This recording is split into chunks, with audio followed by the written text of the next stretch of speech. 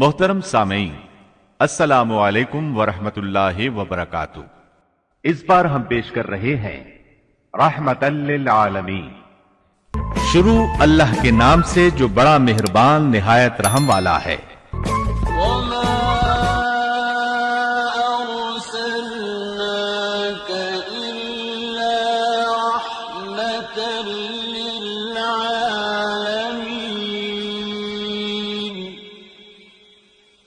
نبی کریم صلی اللہ علیہ وسلم بنی نوع انسان کے لیے اللہ کے آخری نبی ہیں، اور آپ پر نازل ہونے والی کتاب قرآن مجید اللہ تعالی کی آخری کتاب ہے۔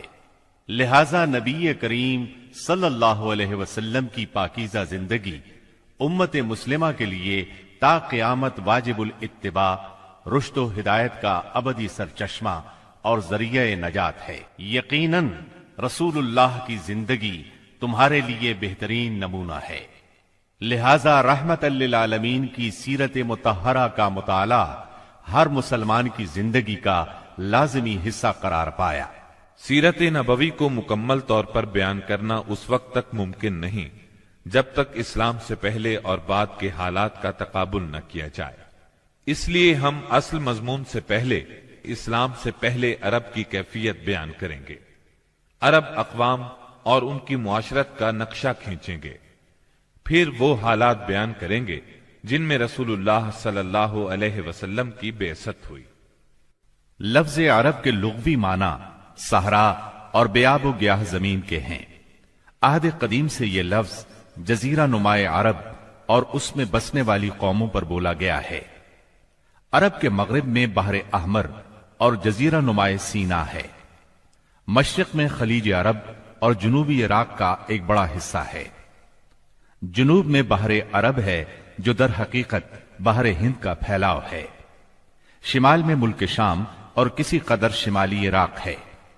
ان میں سے بعض سرحدوں کے بارے میں اختلاف بھی ہے۔ کل رقبے کا اندازہ 10 لاکھ سے 13 لاکھ مربع میل تک کیا گیا ہے۔ نسلی اعتبار سے مورخین نے عرب اقوام کی 3 قسمیں قرار دی ہیں۔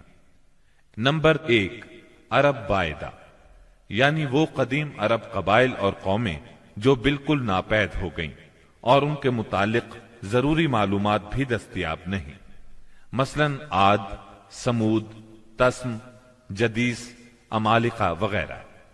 نمبر 2، عرب عاربہ، یعنی وہ عرب قبائل جو یعرب بن یشجب بن قحطان کی نسل سے ہیں، انہیں قحطانی عرب کہا جاتا ہے۔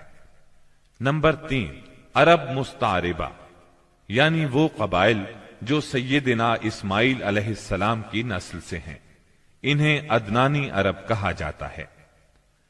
عرب عاربہ یعنی قحطانی عرب کا اصل گہوارہ ملک یمن تھا۔ یہیں ان کے خاندان اور قبیلے مختلف شاخوں میں پھوٹے، پھیلے اور بڑھے۔ ان میں سے 2 قبیلوں نے بہت شہرت حاصل کی۔ ایک ہمیر، جس کی مشہور شاخیں زید الجمہور، قزاع اور سکاسک ہیں۔ دوسرا کہلان، جس کی مشہور شاخیں ہمدان، انمار، مزہج، تے، کندہ، لخم، جزام، ازد، اوس، خزرج اور اولاد جفنا ہیں، جنہوں نے آگے چل کر ملک شام میں بادشاہت قائم کی اور آل غسان کے نام سے مشہور ہوئے۔ عرب مستعربہ کے جد اعلی سیدنا ابراہیم علیہ السلام اصلاً عراق کے ایک شہر اور کے باشندے تھے۔ یہ شہر دریائے فرات کے مغربی ساحل پر کوفے کے قریب واقع تھا۔ اس کی کھدائی کے دوران میں جو کتبے برآمد ہوئے ان سے اس شہر کے متعلق بہت سی تفصیلات منظر عام پر آئی ہیں، اور سیدنا ابراہیم علیہ السلام کے خاندان کی بعض تفصیلات معلوم ہوئی ہیں۔ نیز ملک کے دینی اور اجتماعی حالات بھی سامنے آئے ہیں۔ سیدنا ابراہیم علیہ السلام یہاں سے ہجرت کر کے شہر حران تشریف لے گئے تھے، اور پھر وہاں سے فلسطین جا کر اس کو اپنی دعوتی سرگرمیوں کا مرکز بنا لیا، اور دعوت و تبلیغ کے لیے یہیں سے اندرون و بیرون ملک آتے جاتے رہتے تھے۔ ایک بار آپ مصر تشریف لے گئے۔ فرعون نے آپ کی بیوی سیدہ سارہ علیہ السلام کی کیفیت سنی تو بدنیت ہو گیا، انہیں بری نیت سے اپنے دربار میں بلایا، لیکن اللہ نے سیدہ سارہ کی دعا کے نتیجے میں غیبی طور پر فرعون کی ایسی گرفت کی کہ وہ ہاتھ پاؤں مارنے لگا۔ اس کی نیت بد اس کے منہ پر مار دی گئی، اور وہ اس حادثے کی نوعیت سے سمجھ گیا کہ سیدہ سارہ اللہ کی نہایت خاص اور مقرب بندی ہیں۔ وہ ان کے اس وصف سے اس قدر متاثر ہوا کہ اپنی بیٹی ہاجرہ کو ان کی خدمت میں دے دیا۔ پھر سیدہ سارہ نے سیدہ ہاجرہ کو ابراہیم علیہ السلام کی زوجیت میں دے دیا۔ ابراہیم علیہ السلام ان دونوں کو لے کر فلسطین واپس تشریف لائے۔ پھر اللہ نے سیدہ ہاجرہ کے بطن سے ابراہیم علیہ السلام کو ایک فرزند ارجمند اسماعیل علیہ السلام عطا فرمایا۔ سیدہ سارہ بے اولاد تھیں، اس لیے انہیں بہت غیرت آئی، اور انہوں نے سیدنا ابراہیم علیہ السلام کو مجبور کیا کہ سیدہ ہاجرہ کو ان کے نوزائیدہ بچے سمیت جلا وطن کر دیں۔ حالات نے ایسا رخ اختیار کیا کہ انہیں سیدہ سارہ کی بات ماننا پڑی، اور وہ سیدہ ہاجرہ اور اسماعیل علیہ السلام کو لے کر حجاز تشریف لے گئے۔ وہاں انہیں ایک بے آب و گیاہ وادی میں اتار دیا۔ اسی جگہ آج بیت اللہ ہے، اس وقت نہیں تھا، صرف ٹیلوں کی طرح ابھری ہوئی زمین تھی۔ سیلاب آتا تو دائیں بائیں سے کترا کر نکل جاتا تھا۔ وہیں مسجد حرام کے بالائی حصے میں زمزم کے پاس ایک بہت بڑا درخت تھا۔ آپ نے ان دونوں کو اسی درخت کے پاس چھوڑا تھا۔ اس وقت مکے میں پانی تھا نہ انسان، اس لیے سیدنا ابراہیم علیہ السلام نے ایک توشہ دان میں کھجوریں اور ایک مشکیزے میں پانی رکھ دیا۔ اس کے بعد فلسطین واپس چلے گئے۔ ادھر چند ہی دن میں کھجوریں اور پانی ختم ہو گیا۔ سخت مشکل پیش آئی، مگر اس مشکل وقت میں اللہ کے فضل سے زمزم کا چشمہ پھوٹ پڑا اور ان کے لیے خوراک کا سامان بن گیا۔ اسماعیل علیہ السلام جب جوان ہوئے تو جرہم قبیلے سے عربی سیکھ لی۔ یہ قبیلہ وہاں پانی دیکھ کر آباد ہو گیا تھا۔ اس قبیلے کے لوگ انہیں پسند کرنے لگے تو ان لوگوں نے اپنے خاندان کی ایک خاتون سے ان کی شادی کر دی۔ اسی دوران میں سیدہ ہاجرہ کا انتقال ہو گیا۔ ادھر سیدنا ابراہیم علیہ السلام کو خیال آیا کہ اپنا ترکہ دیکھنا چاہیے، چنانچہ وہ مکہ معظمہ تشریف لے گئے، لیکن سیدنا اسماعیل علیہ السلام سے ملاقات نہ ہوئی۔ بہو سے حالات دریافت کیے، اس نے تنگ دستی کی شکایت کی۔ آپ نے وصیت کی کہ اسماعیل آئیں تو کہنا اپنے دروازے کی چوکھٹ بدل دیں۔ سیدنا اسماعیل علیہ السلام اس وصیت کا مطلب سمجھ گئے۔ انہوں نے بیوی کو طلاق دے دی اور ایک دوسری عورت سے شادی کر لی، جو جرہم کے سردار مزاز بن عمرو کی صاحبزادی تھی۔ ان کی دوسری شادی کے بعد ایک بار پھر سیدنا ابراہیم علیہ السلام مکے تشریف لے گئے، مگر اس مرتبہ بھی سیدنا اسماعیل علیہ السلام سے ملاقات نہ ہو سکی۔ بہو سے حال پوچھا تو اس نے اللہ کی حمد و ثنا بیان کی۔ آپ نے وصیت کی کہ اسماعیل اپنے دروازے کی چوکھٹ برقرار رکھیں، اور فلسطین واپس ہو گئے۔ اللہ تعالی نے مزاز کی بیٹی سے اسماعیل علیہ السلام کو 12 بیٹے عطا فرمائے۔ ان 12 بیٹوں سے 12 قبیلے وجود میں آئے، اور سب نے مکے ہی میں رہائش اختیار کی۔ ان کے حالات زمانے کی گرد میں دب کر رہ گئے۔ صرف نابت اور قیدار کی اولاد گمنامی سے محفوظ رہی۔ قیدار بن اسماعیل علیہ السلام کی نسل مکہ معظمہ ہی میں پھیلتی پھولتی رہی، یہاں تک کہ عدنان اور پھر ان کے بیٹے معد کا زمانہ آ گیا۔ عدنانی عرب کا سلسلہ نسب صحیح طور پر یہیں تک محفوظ ہے۔ عدنان نبی صلی اللہ علیہ وسلم کے سلسلہ نسب میں 21ویں پشت میں آتے ہیں۔ بہرحال معد کے بیٹے نزار سے کئی خاندان وجود میں آئے۔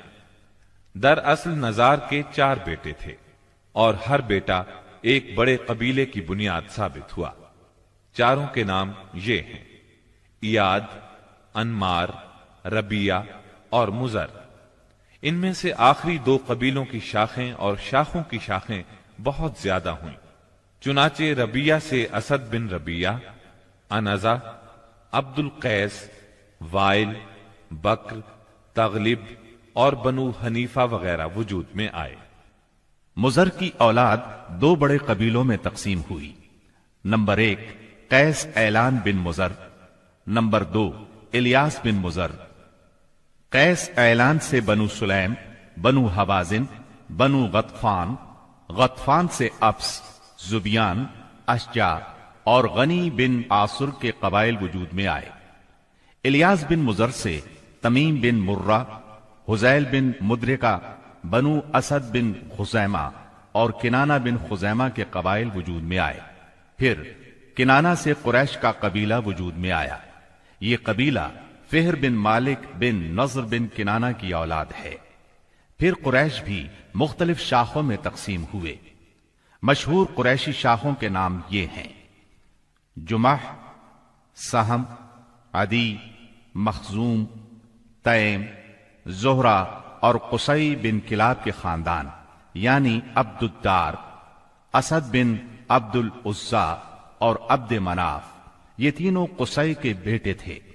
ان میں سے عبد مناف کے 4 بیٹے ہوئے، جن سے 4 ذیلی قبیلے وجود میں آئے، یعنی عبد الشمس، نوفل، مطلب اور ہاشم۔ انہی ہاشم کی نسل سے اللہ نے ہمارے نبی کریم صلی اللہ علیہ وسلم کا انتخاب فرمایا۔ ابن عباس رضی اللہ عنہ کا بیان ہے کہ رسول اللہ صلی اللہ علیہ وسلم نے فرمایا، اللہ تعالیٰ نے مخلوق پیدا فرمائی تو مجھے سب سے اچھے گروہ کے اندر رکھا، پھر قبائل کو چنا تو مجھے سب سے اچھے قبیلے کے اندر بنایا، پھر گھرانوں کو چنا تو مجھے سب سے اچھے گھرانے میں بنایا، لہذا میں اپنی ذات کے اعتبار سے بھی سب سے اچھا ہوں اور اپنے گھرانے کے اعتبار سے بھی سب سے بہتر ہوں۔ جس وقت جزیرۃ العرب پر اسلام کا سورج طلوع ہوا، وہاں 2 قسم کے حکمران تھے۔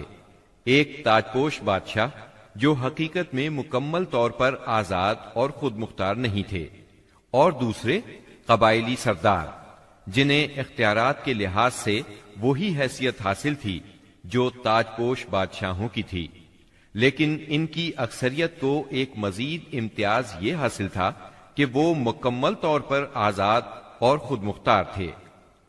اس وقت تاجپوش حکمران یہ تھے: شاہان یمن، شاہان آل غسان یعنی شام، اور شاہان ہیرا یعنی عراق۔ باقی عرب حکمران تاجپوش نہ تھے۔ عرب عاربہ میں سے قدیم ترین قوم سبا تھی۔ اور یعنی عراق سے جو کتبات برآمد ہوئے، ان میں 2500 سال قبل مسیح کی اس قوم کا ذکر ملتا ہے، لیکن اس کے عروج کا زمانہ 11 صدی قبل مسیح سے شروع ہوتا ہے۔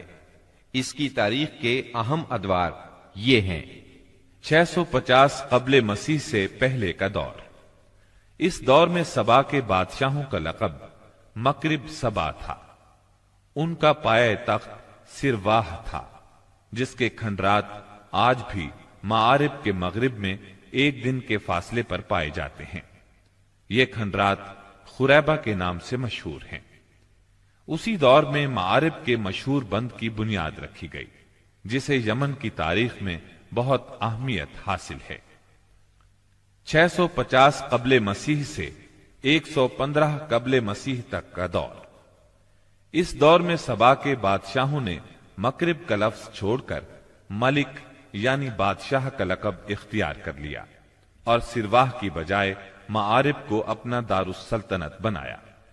اس شہر کے کھنڈرات آج بھی صنعاء سے 60 میل مشرق میں پائے جاتے ہیں۔ 115 قبل مسیح سے 300 عیسوی تک کا دور۔ اس دور میں سبا کی مملکت پر قبیلہ ہمیر کو غلبہ حاصل رہا، اور اس نے معارب کی بجائے ریدان کو اپنا پایہ تخت بنایا۔ پھر ریدان کا نام ظفار پڑ گیا، جس کے کھنڈرات آج بھی شہر یریم کے قریب ایک دائرہ نما پہاڑی پر پائے جاتے ہیں۔ اسی دور میں قوم سبا کا زوال شروع ہوا۔ 300 عیسوی کے بعد سے آغاز اسلام تک کا دور۔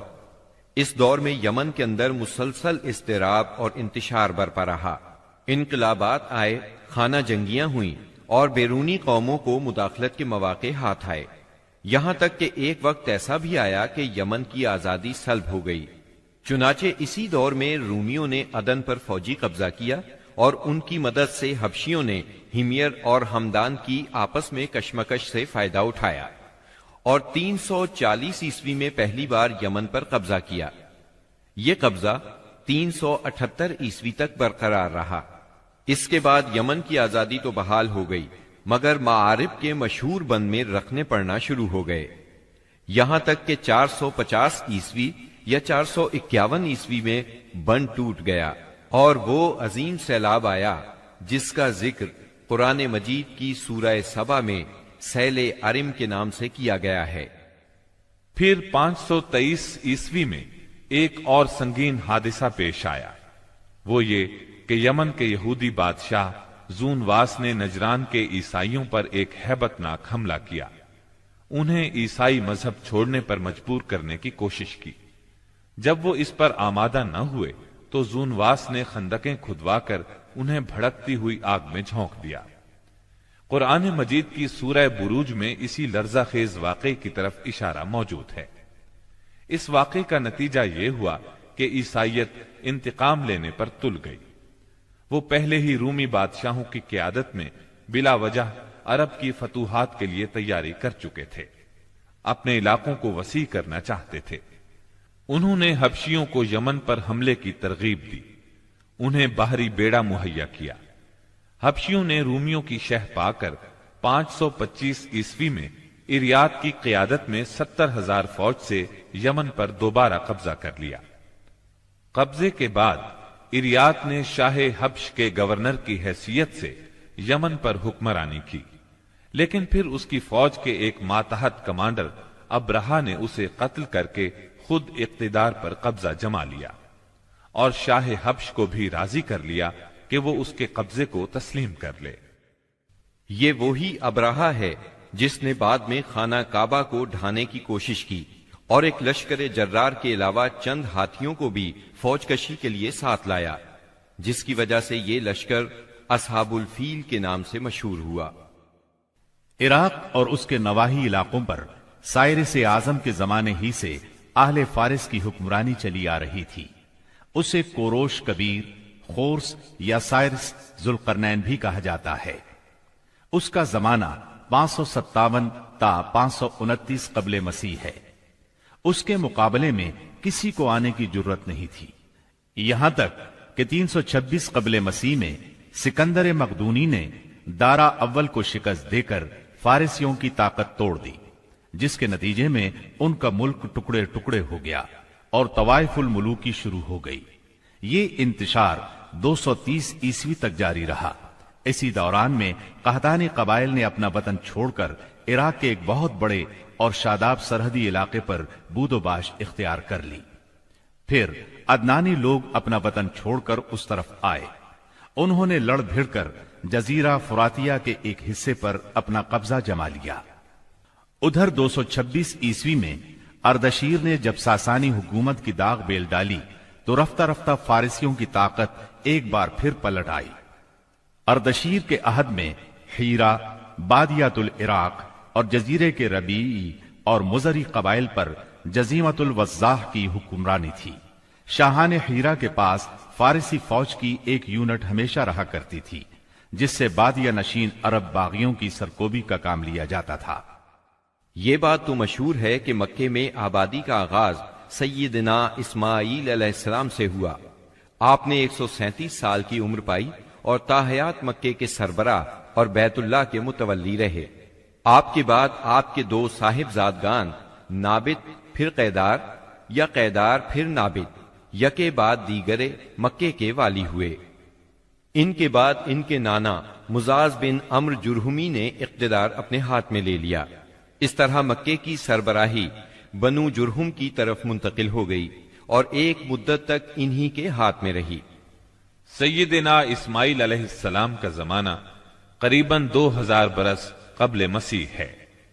اس حساب سے مکے میں قبیلہ جرہم کا وجود کوئی 2100 برس تک رہا اور ان کی حکمرانی قریباً 2000 برس تک رہی۔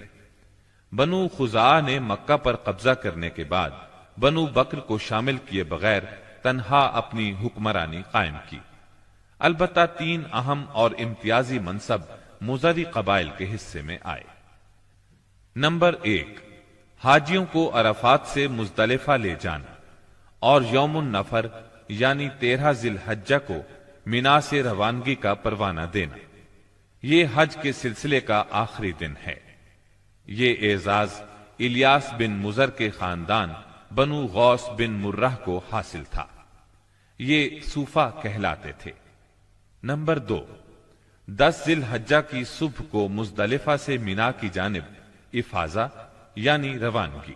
یہ اعزاز بنو ادوان کو حاصل تھا۔ نمبر 3، حرام مہینوں کو آگے پیچھے کرنا۔ یہ اعزاز بنو کنانہ کی ایک شاخ بنو تمیم بن عدی کو حاصل تھا۔ مکہ معظمہ پر بنو خزاعہ کا اقتدار کوئی 300 برس تک قائم رہا۔ یہی زمانہ تھا جب ادنانی قبائل مکے اور حجاز سے نکل کر نجد، عراق کے اطراف اور بحرین وغیرہ میں پھیلے اور مکے کے اطراف میں قریش کی صرف چند شاخیں باقی رہیں، مگر مکے کی حکومت اور بیت اللہ کی تولیت میں ان کا کوئی حصہ نہ تھا، یہاں تک کہ قصی بن کلاب کا دور آیا۔ قصی نے مکے کا بندوبست اس طرح کیا کہ قریش کو مکے کے اطراف سے بلا کر پورا شہر ان پر تقسیم کر دیا اور ہر خاندان کا ٹھکانہ مقرر کر دیا۔ البتہ مہینے آگے پیچھے کرنے والوں کو نیز آل صفوان، بنو ادوان اور بنو مرہ بن عوف کو ان کے مناصب پر برقرار رکھا، کیونکہ قصی سمجھتا تھا کہ یہ بھی دین ہے، اس میں رد و بدل کرنا درست نہیں۔ قصی کا ایک کارنامہ یہ بھی ہے کہ اس نے حرم کعبہ کے شمال میں دار الندوہ تعمیر کیا۔ اس کا دروازہ مسجد کی طرف تھا۔ دار الندوہ دراصل قریش کی پارلیمنٹ تھی، جہاں تمام بڑے بڑے اور اہم معاملات کے فیصلے ہوتے تھے۔ قریش پر دار الندوہ کے بڑے احسانات ہیں، کیونکہ یہ ان کے اتحاد کا ضامن تھا اور یہیں ان کے الجھے ہوئے مسائل احسن طریقے سے طے ہوتے تھے۔ قصی کو سربراہی اور عظمت کے یہ مرتبے حاصل تھے۔ نمبر 1، دار الندوہ کی صدارت، جہاں بڑے بڑے معاملات کے بارے میں مشورے ہوتے تھے اور جہاں یہ لوگ اپنی بیٹیوں کی شادیاں بھی کرتے تھے۔ نمبر 2، لوا یعنی جنگ کا پرچم قصی ہی کے ہاتھوں باندھا جاتا تھا۔ نمبر 3، حجابت یعنی خانہ کعبہ کی پاسبانی۔ اس کا مطلب یہ ہے کہ خانہ کعبہ کا دروازہ قصی ہی کھولتا تھا۔ خانہ کعبہ کی خدمت اسی کے ذمے تھی، چابی بردار بھی وہی تھا۔ نمبر 4، سقایا یعنی پانی پلانا۔ اس کی صورت کچھ یوں تھی کہ حوض میں حاجیوں کے لیے پانی بھر دیا جاتا تھا، اس میں کچھ کھجور اور کشمش ڈال کر اسے شیریں بنایا جاتا تھا۔ حجاج جب مکے آتے تو اسے پیتے تھے۔ نمبر 5، رفادہ یعنی حاجیوں کی میزبانی۔ حاجیوں کے لیے بطور ضیافت کھانا تیار کیا جاتا تھا۔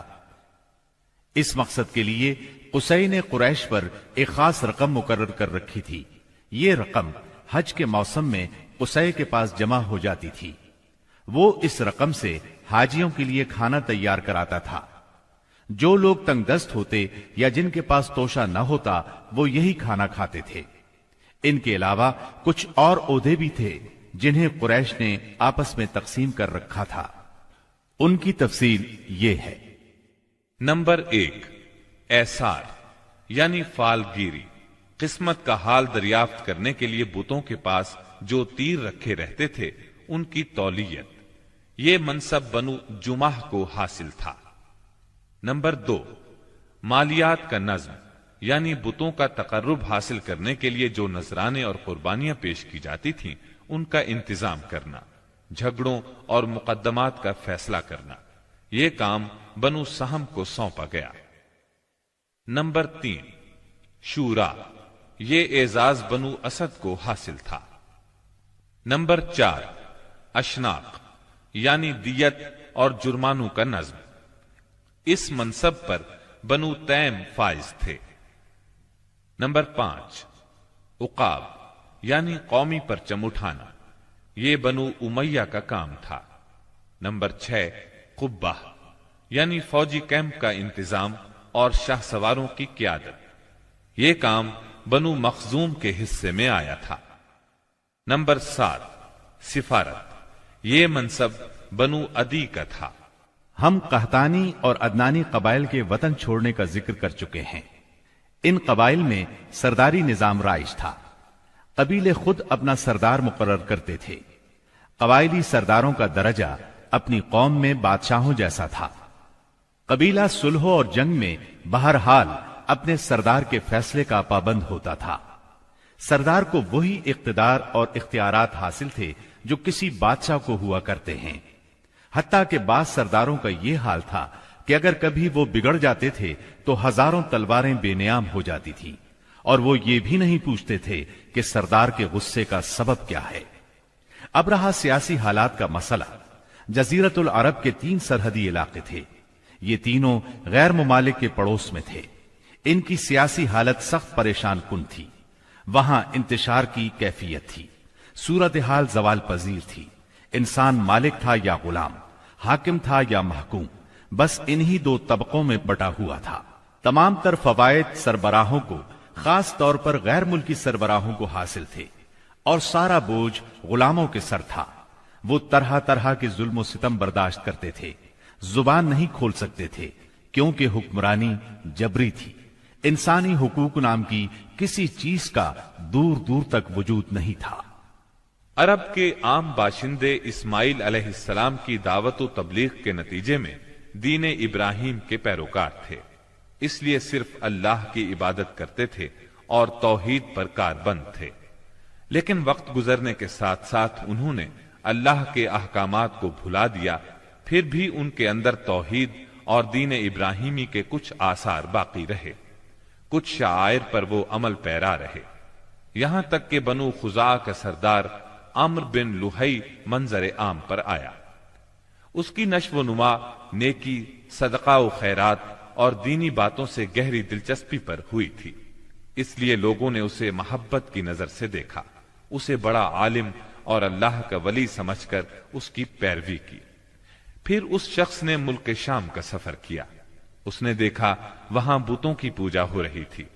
اس نے سمجھا یہ طریقہ بھی اچھا ہے اور برحق ہے، کیونکہ ملک شام پیغمبروں کی سرزمین تھی، آسمانی کتابیں وہاں نازل ہوئی تھیں۔ چنانچہ واپسی پر وہ وہاں سے اپنے ساتھ حبل بت بھی لے آیا اور اسے خانہ کعبہ کے اندر نصب کر دیا، اور اہل مکہ کو اللہ کے ساتھ شرک کی دعوت دی۔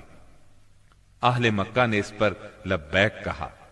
اس کے بعد بہت جلد حجاز کے باشندے بھی شامل ہو گئے، وہ بھی ان کے نقش قدم پر چل پڑے۔ اس طرح عرب میں بت پرستی کا آغاز ہوا۔ حبل کے علاوہ عرب کے قدیم ترین بتوں میں سے ایک منات تھا۔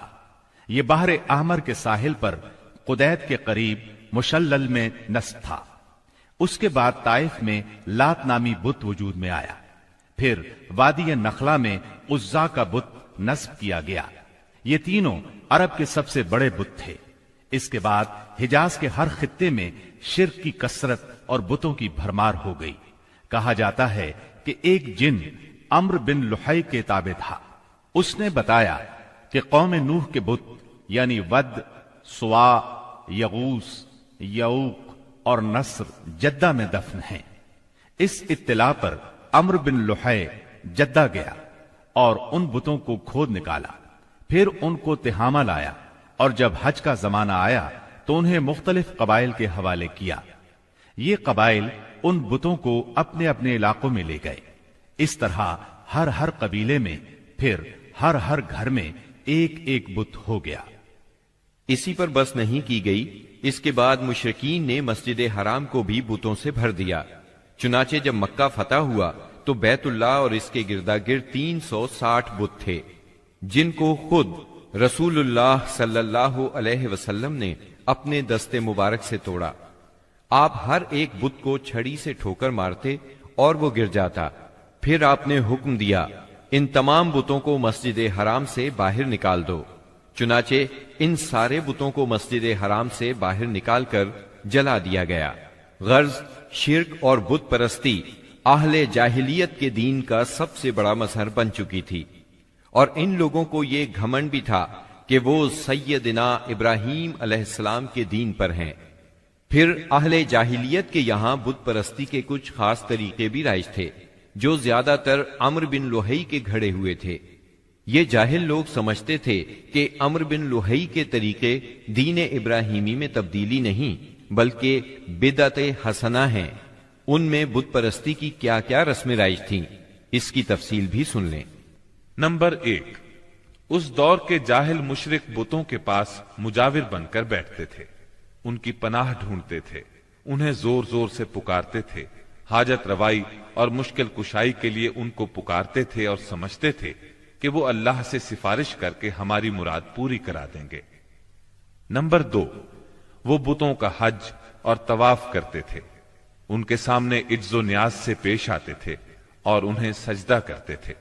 نمبر 3، بتوں کے لیے نذرانے اور قربانیاں پیش کرتے اور قربانی کے ان جانوروں کو کبھی بتوں کے آستانوں پر لے جا کر ذبح کرتے تھے اور کبھی کسی اور جگہ ذبح کر لیتے تھے، مگر بتوں کے نام پر ذبح کرتے تھے۔ ذبح کی ان دونوں صورتوں کا ذکر اللہ تعالیٰ نے سورۃ المائدہ کی آیت نمبر 3 میں کیا ہے، یعنی وہ جانور بھی حرام ہیں جو آستانوں پر ذبح کیے گئے ہوں۔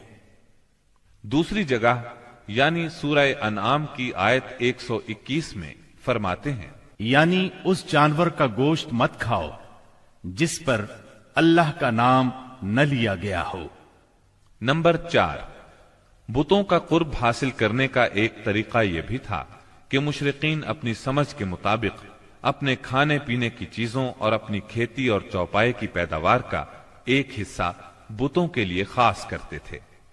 اس سلسلے میں ان کا دلچسپ رواج یہ تھا کہ وہ اللہ کے لیے بھی اپنی کھیتی اور جانوروں کی پیداوار کا ایک حصہ خاص کرتے تھے، پھر مختلف اسباب کی بنا پر اللہ کا حصہ تو بتوں کی طرف منتقل کر سکتے تھے، لیکن بتوں کا حصہ کسی بھی حال میں اللہ کی طرف منتقل نہیں کر سکتے تھے۔ نمبر 5، بتوں کا قرب حاصل کرنے کا ایک طریقہ یہ بھی تھا کہ وہ مشرکین کھیتی اور چوپایوں میں مختلف قسم کی نظریں مانتے تھے۔ اللہ تعالیٰ سورہ انعام کی آیت 138 میں فرماتے ہیں، ان مشرکین نے اپنے خیال پر یہ بھی کیا کہ یہ چوپائے اور کھیتیاں ممنوع ہیں، انہیں وہی کھا سکتا ہے جسے ہم چاہیں۔ یہ تھے ان کے عقائد۔ انہی جانوروں میں بحیرہ، صائبہ، وسیلہ اور حام تھے۔ سیرت نگار ابن اسحاق کہتے ہیں، بحیرہ صائبہ کی بچی کو کہا جاتا ہے اور صائبہ اس اونٹنی کو کہا جاتا ہے جس سے پے در پے 10-12 مادہ بچے پیدا ہوں، درمیان میں کوئی نر نہ ہو۔ ایسی اونٹنی کو آزاد چھوڑ دیا جاتا تھا، اس پر سواری نہیں کی جاتی تھی، اس کے بال بھی نہیں کاٹے جاتے تھے، اور مہمان کے سوا اس کا دودھ کوئی نہیں پی سکتا تھا۔ اس کے بعد یہ اونٹنی جو مادہ بچہ جنتی، اس کا کان چیر دیا جاتا اور اسے بھی اس کی ماں کے ساتھ آزاد چھوڑ دیا جاتا، اس پر سواری بھی نہ کی جاتی، اس کے بال نہ کاٹے جاتے، اور مہمان کے سوا کوئی اس کا دودھ نہ پیتا۔ اسی کو بحیرہ کہتے ہیں اور صائبہ اس کی ماں ہے۔ وسیلہ اس بکری کو کہا جاتا تھا جو 5 مرتبہ پے در پے 2 مادہ بچے جنتی تھی، یعنی 5 بار میں 10 مادہ بچے پیدا ہوتے، درمیان میں کوئی نر نہ پیدا ہوتا۔ اس بکری کو اس لیے وسیلہ کہا جاتا تھا کہ وہ سارے مادہ بچوں کو ایک دوسرے سے جوڑ دیتی تھی۔ اس کے بعد اس بکری سے جو بچے پیدا ہوتے انہیں صرف مرد کھا سکتے تھے، عورتیں نہیں کھا سکتی تھیں۔ البتہ اگر کوئی بچہ مردہ پیدا ہوتا تو اس کو مرد عورت سبھی کھا سکتے تھے۔ حام اس نر اونٹ کو کہتے تھے جس کی جفتی سے پے در پے 10 مادہ بچے پیدا ہوتے، درمیان میں نر نہ پیدا ہوتا۔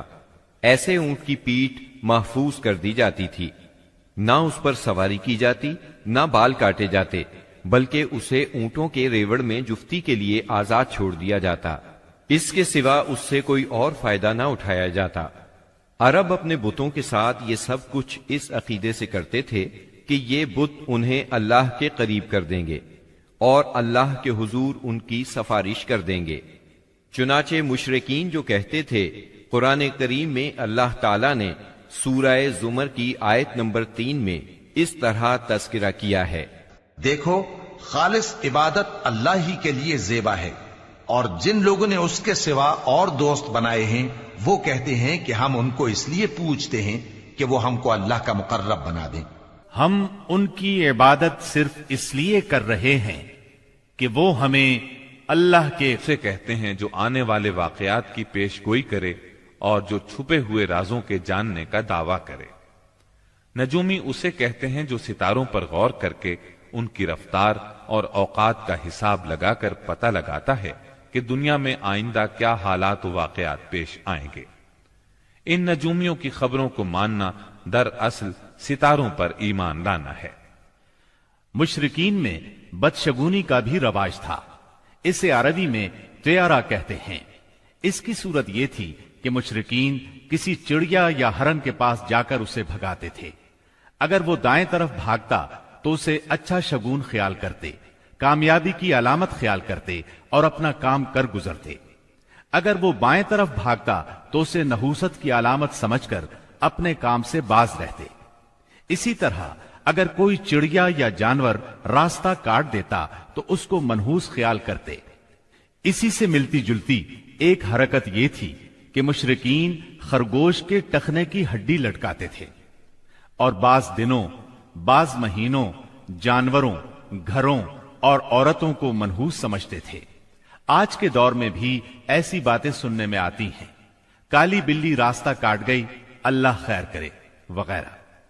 قریش کی ایک بدعت یہ تھی کہ وہ کہتے تھے ہم سیدنا ابراہیم علیہ السلام کی اولاد ہیں، حرم کے پاسبان، بیت اللہ کے والی اور مکے کے باشندے ہیں۔ کوئی شخص ہمارا ہم مرتبہ نہیں اور نہ کسی کے حقوق ہمارے حقوق کے مساوی ہیں۔ اسی لیے یہ لوگ اپنا نام ہمس یعنی بہادر رکھتے تھے، لہذا ہمارے شایان شان نہیں کہ ہم حدود حرم سے باہر جائیں۔ چنانچہ حج کے دوران میں یہ لوگ عرفات نہیں جاتے تھے اور نہ وہاں سے افاضہ کرتے تھے، بلکہ مزدلفہ ہی میں ٹھہر کر وہیں سے افاضہ کر لیتے تھے۔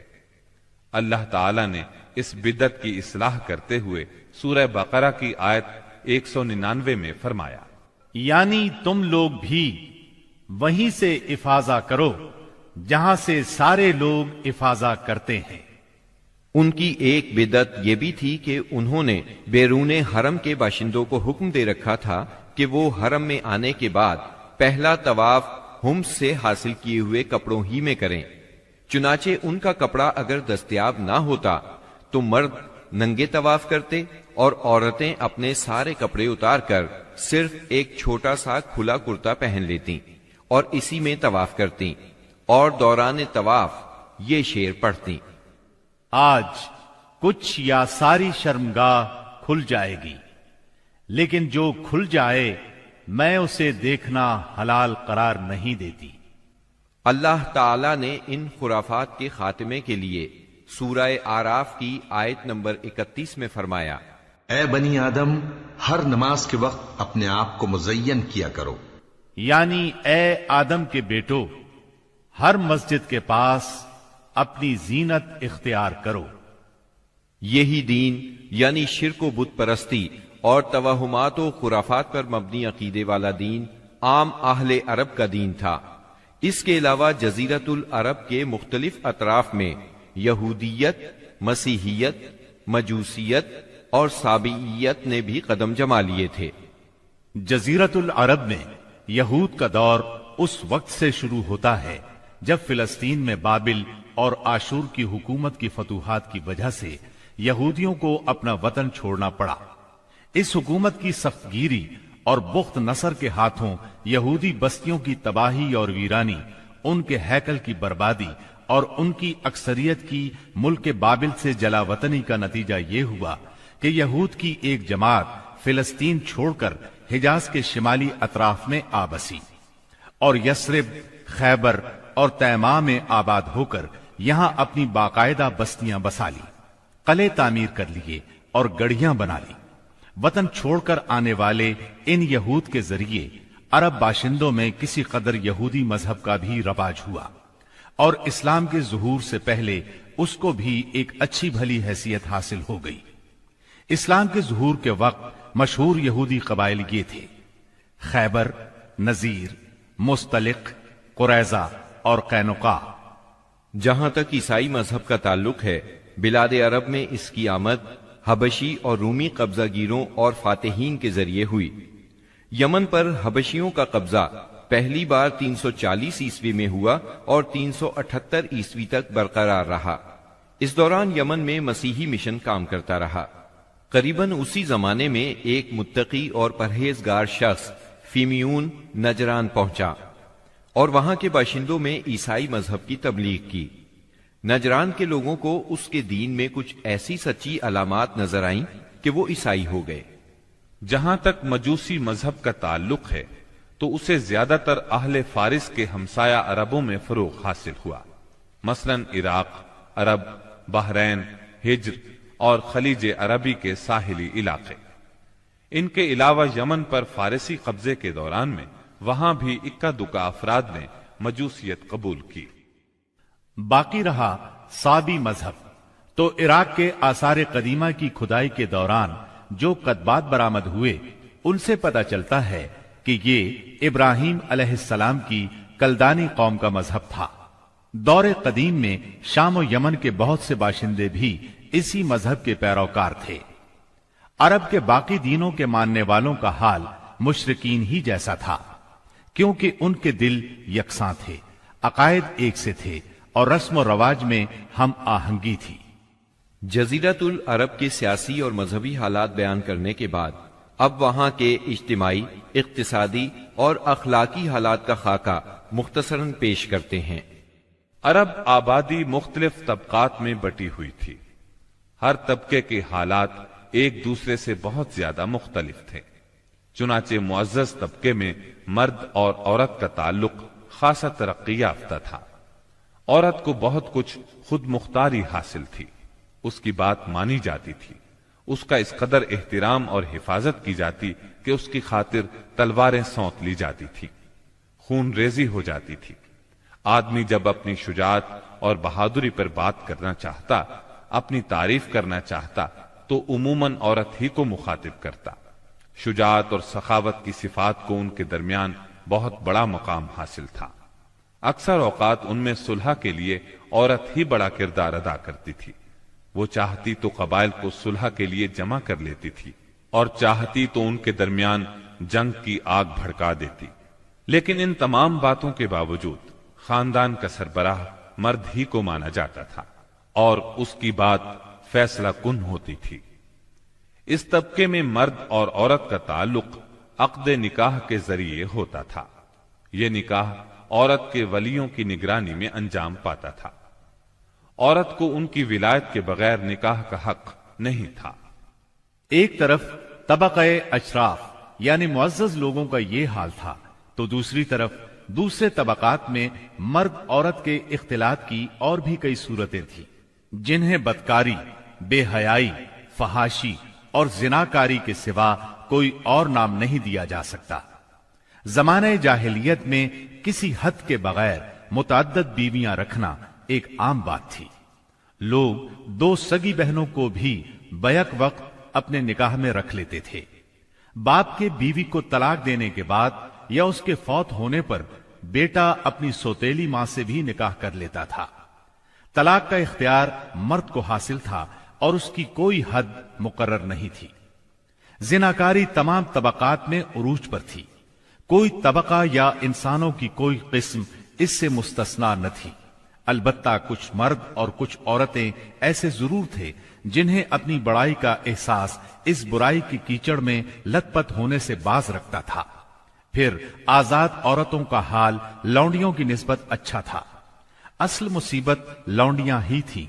ایسا لگتا ہے جیسے ان جاہلوں کی اکثریت اس برائی کی طرف منسوب ہونے میں کوئی آر بھی محسوس نہیں کرتی تھی۔ جاہلیت میں باپ بیٹے کا تعلق بھی مختلف نوعیت کا تھا۔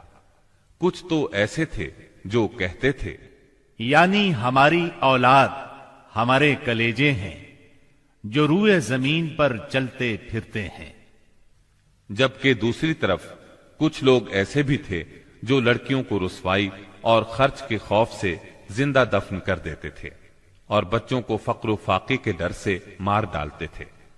تاہم یہ کہنا مشکل ہے کہ یہ سنگ دلی بڑے پیمانے پر رائج تھی، کیونکہ عرب اپنے دشمنوں سے اپنی حفاظت کے لیے دوسروں کی بنسبت کہیں زیادہ اپنی اولاد کو بہتر سمجھتے تھے اور اس بات کا احساس بھی رکھتے تھے۔ مطلب یہ کہ مجموعی طور پر ان کی حالت بہت کمزور تھی، عقل سے عاری تھی اور ذلت میں گھری ہوئی تھی۔ جہالت نے ان کو اپنے گھیرے میں لیا ہوا تھا، خرافات کا دور دورہ تھا، لوگ جانوروں جیسی زندگی گزار رہے تھے، عورت بیچی اور خریدی جاتی تھی، بعض اوقات اس سے مٹی اور پتھر جیسا سلوک کیا جاتا تھا۔ قوم کے باہمی تعلقات کمزور بلکہ ٹوٹے ہوئے تھے۔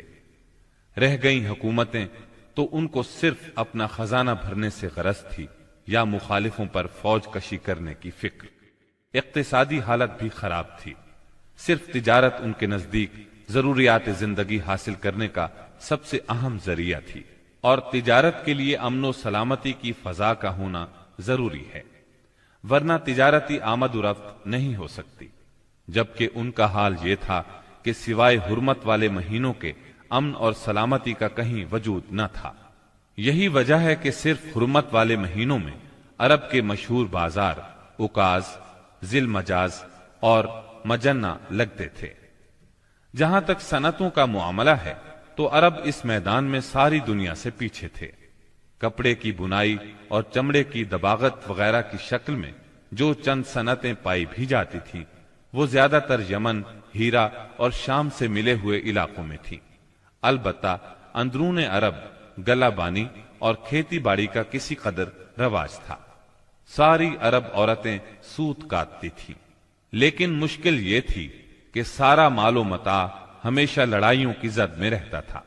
غربت عام تھی، لوگ ضروری لباس تک سے محروم تھے۔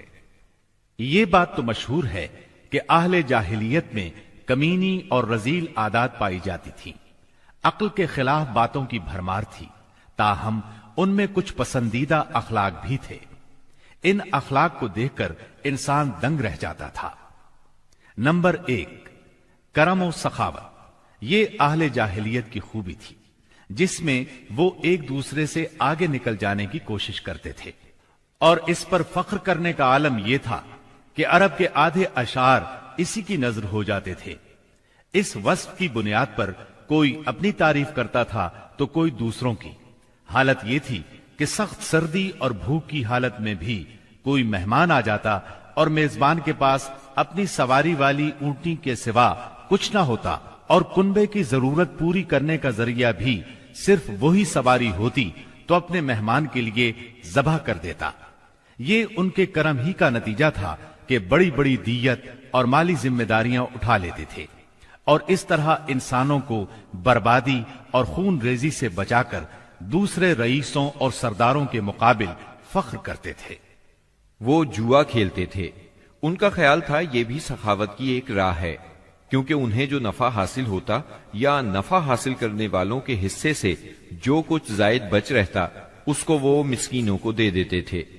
اسی لیے قرآن پاک نے شراب اور جوئے کے نفع کا سرے سے انکار نہیں کیا، بلکہ سورہ بقرہ کی آیت 219 میں فرمایا، یعنی ان دونوں کا گناہ ان کے نفع سے بڑھ کر ہے۔ نمبر 2، ایفائے عہد یعنی وعدے کا پورا کرنا۔ دور جاہلیت کے اخلاق فاضلہ میں سے ہے۔ عہد کو ان کے نزدیک دین کی حیثیت حاصل تھی، جس سے وہ ہر حال میں چمٹے رہتے تھے، اور اس راستے میں اپنی اولاد کا خون اور اپنے گھر بار کی تباہی بھی ہیج سمجھتے تھے۔ نمبر 3، خودداری اور عزت نفس۔ اس پر قائم رہنا اور ظلم و جبر برداشت نہ کرنا بھی جاہلیت کے معروف اخلاق میں سے تھا۔ اس کا نتیجہ یہ تھا کہ ان کی شجاعت اور غیرت حد سے بڑھی ہوئی تھی۔ وہ فوراً بھڑک اٹھتے تھے اور چھوٹی سے چھوٹی توہین آمیز بات پر تلوار اور نیزہ اٹھا لیتے تھے، اور نہایت خون ریز جنگ چھڑ جاتی اور انہیں اس راہ میں اپنی جان کی قطعاً پرواہ نہ رہتی تھی۔ نمبر 4، عزائم کی تکمیل۔ اہل جاہلیت میں ایک خاص بات یہ بھی تھی کہ جب وہ کسی کام کو فخر اور ناز کا ذریعہ سمجھ کر انجام دینے پر تل جاتے تو پھر کوئی رکاوٹ انہیں روک نہیں سکتی تھی۔ وہ اپنی جان پر کھیل کر اس کام کو انجام دے ڈالتے تھے۔ نمبر 5، حلم، بردباری اور سنجیدگی۔ یہ خوبی بھی ان کے نزدیک قابل تعریف تھی، لیکن چونکہ ان میں شجاعت حد سے بڑھ کر تھی، ہر وقت جنگ و جدل پر آمادہ رہتے تھے، اس لیے یہ عادت بہت کم پائی جاتی تھی۔ نمبر 6، بدوی سادگی، یعنی رہن سہن کی الجھنوں اور داؤ پیچ سے ناواقف تھے۔ اس کا نتیجہ یہ تھا کہ ان میں سچائی اور امانت پائی جاتی تھی، دھوکہ دہی، بد عہدی سے دور تھے اور نفرت کرتے تھے۔ ہم سمجھتے ہیں کہ جزیرت العرب کو ساری دنیا سے جو جغرافیائی نسبت حاصل تھی، اس کے علاوہ یہی وہ قیمتی اخلاق تھے جن کی وجہ سے اہل عرب کو بنی نوع انسان کی قیادت اور رسالت عامہ کا بوجھ اٹھانے کے لیے منتخب کیا گیا تھا، کیونکہ یہ اخلاق اگرچہ بعض اوقات شر اور فساد کا سبب بن جاتے تھے اور ان کی وجہ سے المناک حادثات بھی پیش آ جاتے تھے، لیکن اپنی نوعیت کے بڑے قیمتی اخلاق تھے۔ یہ تھوڑی سی اصلاح کے بعد انسانی معاشرے کے لیے نہایت مفید بن سکتے تھے، اور یہی کام اسلام نے انجام دیا۔ غالباً ان کے اخلاق میں بھی ایفائے عہد کے بعد عزت نفس اور عزم کی پختگی سب سے زیادہ قیمتی اور نفع بخش جوہر تھا، کیونکہ اس زبردست قوت اور پختہ ارادے کے بغیر شر و فساد کا خاتمہ اور نظام عدل کا قیام ممکن نہیں۔ اہل جاہلیت کے کچھ اور بھی اچھے اخلاق تھے، لیکن ان سب کو بیان کیا جائے تو بات بہت طویل ہو جائے گی، لہذا انہی پر اکتفا کرتے ہوئے ہم آگے چلتے ہیں۔ ہمارے رسول مقبول محمد صلی اللہ علیہ وسلم کی ولادت باسعادت موسم بہار میں پیر کے دن صبح صادق کے بعد اور طلوع آفتاب سے پہلے سن عام الفیل 20 یا 22 اپریل 571 عیسوی کو مکہ مکرمہ میں ہوئی۔ پیر کا دن آپ کی مبارک زندگی میں بڑی اہمیت کا حامل ہے۔ سیدنا ابن عباس رضی اللہ عنہ فرماتے ہیں کہ آپ پیر کو پیدا ہوئے، پیر کے دن آپ کو نبوت سے سرفراز فرمایا گیا، سوموار ہی کو مکے سے مدینے کی طرف ہجرت کے لیے نکلے، سوموار ہی کو آپ مدینہ منورہ تشریف لائے، اور آپ نے پیر ہی کے دن اس دار فانی کو خیر باد کہا۔ آپ کے پیدا ہوتے ہی آپ کے دادا عبد المطلب آپ کو گود میں اٹھا کر خانہ کعبہ میں لے گئے، آپ کے لیے دعا کی اور محمد نام رکھا۔ پوتے کی پیدائش کی خوشی میں 7ویں دن اپنے قبیلے کی دعوت کی۔ لوگوں نے آپ کے دادا سے پوچھا، آپ نے نومولود کا نام دوسرے لوگوں کے ناموں جیسا کیوں نہیں رکھا؟ انہوں نے جواب دیا، میں چاہتا ہوں میرے پوتے پر اس نام کا اثر پڑے اور میرا پوتا تعریف و توصیف حاصل کرے۔ آپ کی والدہ سیدہ آمنہ نے آپ کا نام احمد رکھا۔ انجیل میں بطور پیشگوئی آپ کے 2 نام آئے ہیں، فارقلید اور منہمنا۔ قرآن مجید کی سورہ انبیاء آیت 107 میں اللہ تعالی نے آپ کو رحمت للعالمین، آپ کو تمام جہانوں کے لیے رحمت بنا کر بھیجا ہے۔ آپ کا نسب نامہ اس طرح ہے: محمد بن عبداللہ بن عبد المطلب بن ہاشم بن عبد مناف بن قصی بن کلاب بن مرہ بن کعب بن لؤی بن غالب بن فہر بن مالک بن نظر بن کنانہ بن خزیمہ بن مدرکہ بن الیاس بن مزر بن نزار بن معد بن عدنان۔ اس بات پر سب کا اتفاق ہے کہ عدنان سیدنا اسماعیل علیہ السلام کی نسل سے ہیں، لیکن دونوں کے درمیان میں کتنی پشتیں ہیں اور ان کے نام کیا کیا ہیں، اس میں بہت اختلاف پایا جاتا ہے۔ آپ کی والدہ کا نام سیدہ آمنہ تھا۔ سیدہ آمنہ کے والد وہب بن عبد مناف بن زہرہ بن کلاب تھے۔ یہ وہی کلاب ہیں جو والد کی طرف سے بھی نبی صلی اللہ علیہ وسلم کے نسب نامے میں آتے ہیں۔ ان کا اصل نام عروہ یا حکیم تھا، لیکن کتوں کے ذریعے بکثرت شکار کھیلا کرتے تھے، اس لیے کلاب کے نام سے مشہور ہو گئے۔ عربی میں کلاب کتوں کو کہتے ہیں۔ آپ اسماعیل علیہ السلام کی اولاد میں سے ہیں۔ اسماعیل علیہ السلام کی خاطر جب اللہ تعالیٰ نے زمزم کا کنواں جاری کیا تو قبائل جرہم اور ایاد کے خانہ بدوش عرب سیدہ ہاجرہ کی اجازت سے وہاں آ کر رہائش پذیر ہوئے۔ کعبے کے متولی اسماعیل علیہ السلام اور ان کی اولاد رہی۔ ایک عرصے کے بعد بنو جرہم اور سیدنا اسماعیل کی اولاد میں کعبے کی تولیت کے سلسلے میں جھگڑا ہوا تو کعبے کی خدمت اور تولیت اولاد اسماعیل اور بنو جرہم میں تقسیم ہو گئی۔ اور جب بنو خزاعہ نے لڑ کر مکے پر قبضہ کیا تو ایک مدت تک کعبے کی تولیت بھی ان کے پاس رہی، لیکن بنو اسماعیل بہرحال مکے ہی میں رہے۔ ان کے ایک فرد کلاب نے شمالی عرب میں قبیلہ قزاعہ میں شادی کی، اس سے قصی پیدا ہوئے۔ وہ جوان ہو کر اپنے قبیلے میں واپس آ گئے۔ خسر کی وفات کے بعد قصی نے اپنے ننہال کی مدد سے بنو خزاعہ کو مجبور کیا کہ وہ شہر چھوڑ کر مضافات میں جا بسا۔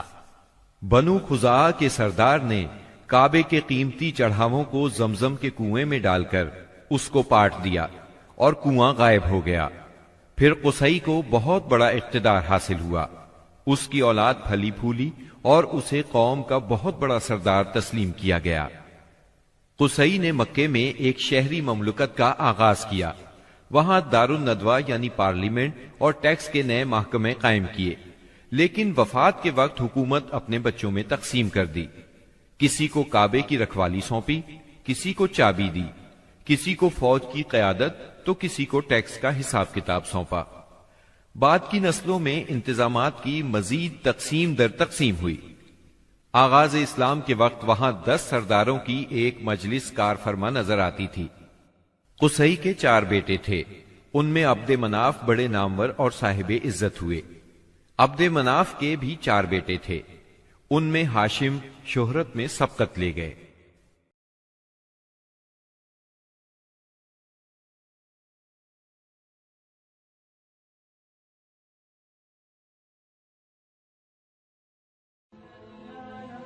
Thanks for watching. Don't forget to like, comment, share and subscribe to